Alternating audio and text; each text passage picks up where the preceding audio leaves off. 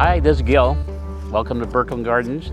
Today we're unloading a bunch of plants from my friend John, and he's been supplying with specimen conifers for a number of years now. So just want you to watch us as we unload, and I'm going to go through them after a bit and describe them later on in the video. So let's get started.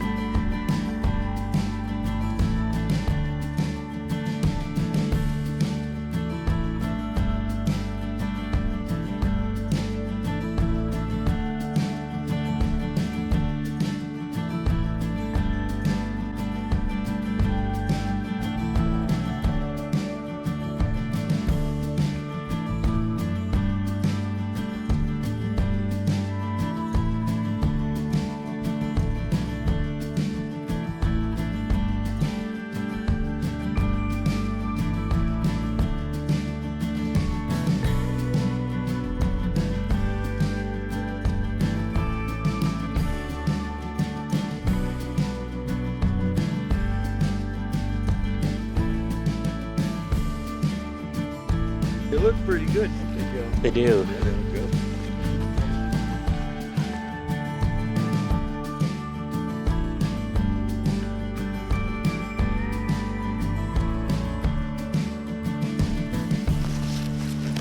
Okay, we're just going to go through the plants that we received today, and there's just a different grouping. So one that's really nice is this Medusa. It's a Norway spruce that is really, it's on the miniature side. If it's not miniature, it's just slightly bigger than miniature, meaning it grows less than an inch or maybe just a little more than an inch a year.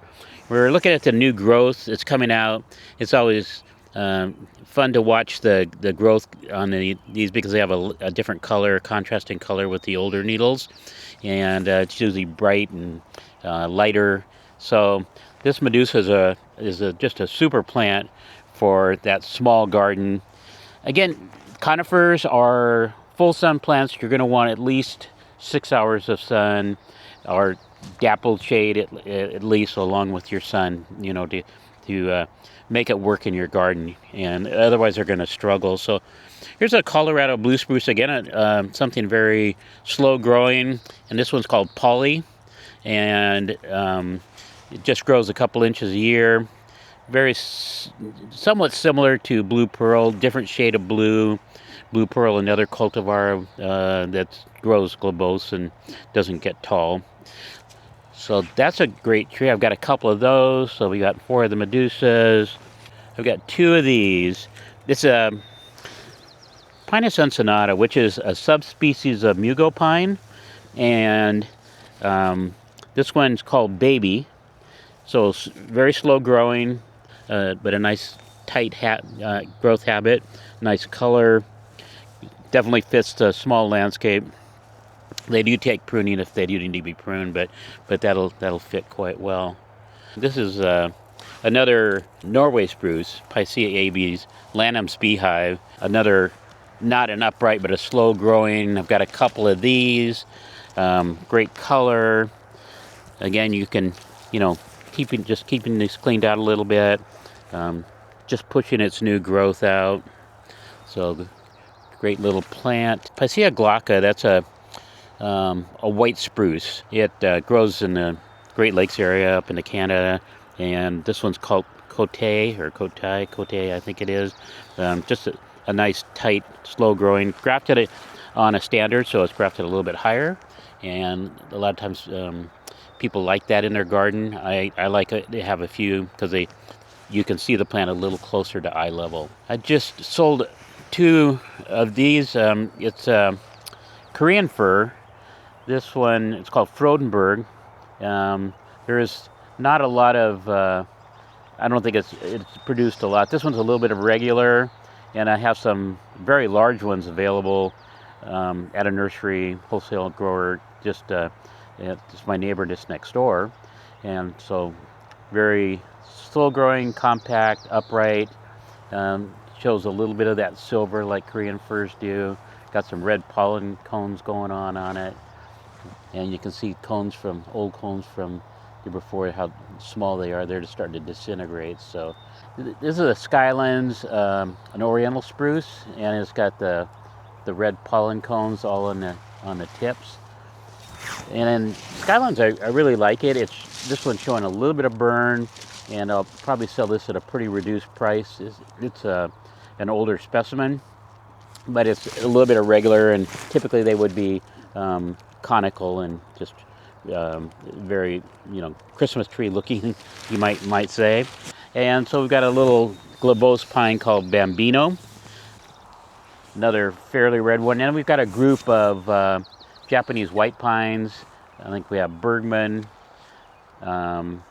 This is called Glauca, just a nice blue. And a lot of these are quite blue. We've got one over here that has an outstanding blue color on it. This one I think is Bergman. That's Bergman. And then there's just a number of the Japanese white pines here that have, they're more upright and compact, nice color. And here's an unusual one. My customers like this one quite often because we have large specimens on the property, but it's a weeping white pine, the eastern white pine, pendula, and it's grafted up tall, so it's going to just have this nice cape like that. You can prune them to keep them more compact, but it'll make a nice little form here on top of this standard with that weeping habit. So we'll get a shot of our really old one here. So that's the things that I received today and getting into our inventory.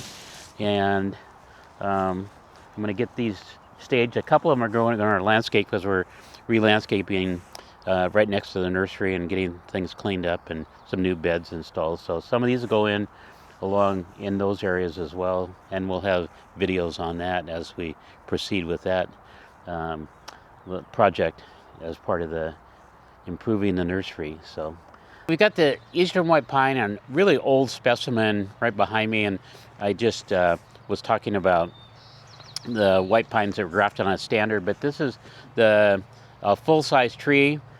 It's probably the largest one I've ever seen. Even the ones that are 30 years old here on the property typically aren't much over either 6, 7, or even maybe 10 to 12 feet tall. This one, a good 20 feet tall, with all the branches weeping down and the colors outstanding.